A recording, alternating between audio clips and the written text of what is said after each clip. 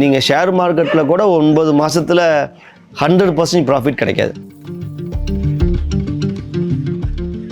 இதில் வந்து 100% ப்ராஃபிட் வந்து உங்களுக்கு நிச்சயமாக கிடைக்கும். எல்லோரும் கேட்பாங்க, ஒரு ஃபார்ம் வச்சுருந்தா என்ன அதில் ப்ராஃபிட் இருக்குன்னு எல்லாருமே ஜென்ரலாக கேட்கக்கூடியது. அதுக்கு என்ன பதில் அப்படின்னா, நம்முடைய வாழ்க்கையோட வளர்ச்சி தான் அதுக்கான பதில். அரசாங்க வேலையை விட்டுவிட்டு ஆடு மாடு வளர்க்க யாராவது விரும்புவார்களா? ஆனால் தஞ்சாவூர் குருவாடிப்பட்டியைச் சேர்ந்த சதீஷ் இப்படி ஒரு முடிவை சில ஆண்டுகளுக்கு முன்னர் எடுத்தார். காவல்துறை கான்ஸ்டபிளாக பணியாற்றி வந்த இவர் அரசு வேலையை விட்டுவிட்டு தற்போது ஆடு மாடு கோழி நாய்கள் என ஒருங்கிணைந்த பண்ணை மூலம் ஆண்டுக்கு 40 லட்சம் ரூபாய் வரை வருமானம் ஈட்டி வருகிறார். என் ஃபேமிலியில் பார்த்தீங்கன்னா ஃபர்ஸ்ட் கிராஜுவேட் நான் தான். அப்பா அம்மா கூலி வேலை பார்க்குறாங்க, விவசாயம் பார்க்குறாங்க. ஸோ அன்றைய தேவைக்கு, குடும்ப சூழ்நிலைக்கு நமக்கு காவல்துறை தேவைப்பட்டுச்சு. காவல்துறையில் சேர்ந்து கிட்டத்தட்ட ஒரு 9.5 ஆண்டுகள் பணிபுரிஞ்சிட்டு இருக்கும்போது நம்மளுடைய நீடு நிறையா இருக்குது. ஆனால் அதுக்கான சம்பளங்கள் ரொம்ப கம்மி. ஓரளவுக்கு அங்கே போனதுக்கப்புறம் கிடைச்ச நாலேஜை வச்சு சரி வெளியில் வந்துடலாம், வந்து ஒரு ஓன் பிஸ்னஸ் பண்ணலாம் அப்படின்னு ஒரு எய்ம் பண்ணோம் நம்ம. ஸோ ஜாபை ரிசைன் பண்ணிட்டு நம்ம என்ன சூஸ் பண்ணலான்னு யோசிக்கும்போது சரி கிராமத்தில் ஏதாவது பண்ணலாமே. ஸோ எல்லாருமே என்ன நினைப்பாங்கன்னா, சரி ஒரு கோட் ஃபார்மிங் பண்ணணும். ஸோ அதுதான் நானும் நினச்சேன். நார்மலாக எல்லாரும் எப்படி சிந்திப்பாங்களோ அதே மாதிரி தான் நானும் சிந்தித்தேன். நிறையா பெட்டையாடுகளை கலெக்ட் பண்ணணும், நிறையா குட்டி போட்டு சேல் பண்ணணும். இப்படி எடுத்து நான் பண்ணிகிட்டு இருக்கும்போது கிட்டத்தட்ட ஒரு வருஷத்துக்கு மேலே எனக்கு ப்ராஃபிட்டே இல்லாமல் என் ஃபார்ம் ரன் ஆகிட்டு இருக்கு. 2016 to 18 வந்து ஏண்டா பண்ண ஆரம்பித்தோம்னு ஃபீல் பண்ணேன். தோல்விகளால் சதீஷ் துவண்டு விடவில்லை. காவல்துறை வேலையை துறந்த பிறகு வங்கிக் கடன் உதவியுடன் சிறிய உடற்பயிற்சி கூடம் ஒன்றை தொடங்கிய அவர் அதன் வருவாயை மொத்தமாக பண்ணையில் முதலீடு செய்ய ஆரம்பித்திருக்கிறார். அதே சமயம் பண்ணை தொழிலில் வெற்றி பெறுவது எப்படி என்ற ரகசியத்தையும் சதீஷ் கண்டறிந்திருக்கிறார். ஒரு 25 பெட்டையாடுகள், அதை மேட் பண்ணுறதுக்கு 2 கெடா ஆடுகள் வாங்கினோம். ஸோ அந்த கெடா ஆடுகள் பார்த்திங்கன்னா ஒரு 7-8 மாதத்தில் நான் வாங்கின விலையிலேருந்து 2 மடங்கு அதிகமாக நான் விற்றுறேன்.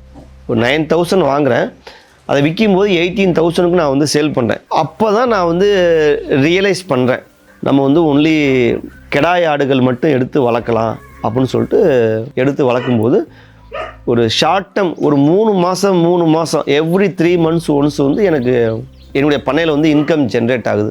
ஸோ இப்படி ஜென்ரேட் ஆகும்போது எனக்கு ஃபார்மிங் வந்து ரொம்ப ஈஸியாகிடுச்சு. ஸோ அந்த மாதிரி பார்த்தீங்க அப்படின்னா இளங்கன்றுகள் நம்ம எடுக்கிறோம், அந்த கன்றுகளை வளர்த்து சினைப்படுத்தி அடுத்த ஒரு 6-8 மாதங்களில் நம்ம வந்து சேல் பண்ணிடுறோம். 31,000க்கு இந்த 5 செம்புலி ஆடு வாங்கினேன். நேற்று ஒருத்தர் வந்து கேட்டு போனார், 7,000 போட்டு ஐஎல் 35 ரூபாய்க்கு தரியா அப்படின்னு. நான் சொன்னேன் 8,000 போட்டு நான் எடுத்துக்கோ அப்படின்னு டிமாண்ட் பண்ணேன். ஸோ இதுதான் பிஸ்னஸ். எனக்கு 8,000 வந்துச்சுன்னா நான் ஏன் அதை 4 மாதத்துக்கு வெயிட் பண்ணணும்? ஃபீடு செலவு மிச்சம்ல.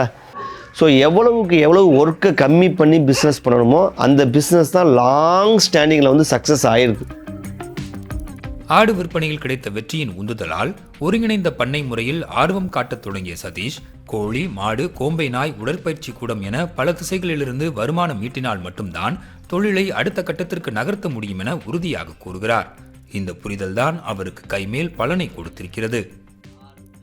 இப்போது புதுசாக ஃபார்மிங்க்கு வர்றவங்க எல்லாருமே இமீடியட்டாக அதுலேருந்து ப்ராஃபிட் எடுக்கணும், எடுத்து நிறைய ஏர்ன் பண்ணணும் அப்படின்னு தான் ஆசைப்பட்றாங்க. ஆக்சுவலாக அது ஃபர்ஸ்ட் ஆஃப் ஆல் அது அங்கேயே தப்பு. அது நீங்கள் அப்படி பண்ணவே முடியாது.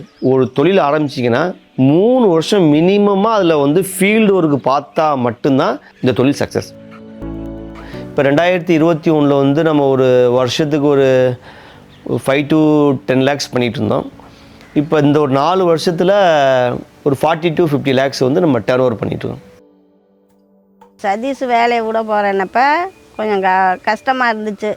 திடீர்னு கிடச்ச வேலையை அரசாங்க வேலையாச்சே, இதை போய் விட போகிறேங்க, கஷ்டம் இல்லாமல் இருக்கலாமே, நிழல்ல வெயில் வந்து ஏன் கஷ்டப்பட்டு சம்பாதிக்கணும் அப்படின்னு ஒரு ஆதங்கமாக இருந்துச்சு.